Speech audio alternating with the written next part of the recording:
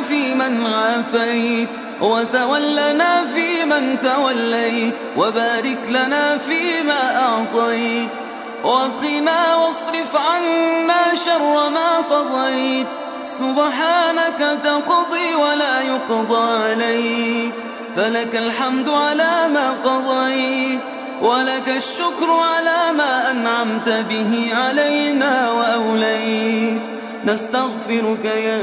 ربنا من جميع الذنوب والخطايا ونتوب إليك ونؤمن بك ونتوكل عليك ونثني عليك الخير كله أنت الغني ونحن الفقراء إليك أنت الوكيل ونحن المتوكلون عليك أنت القوي ونحن الضعفاء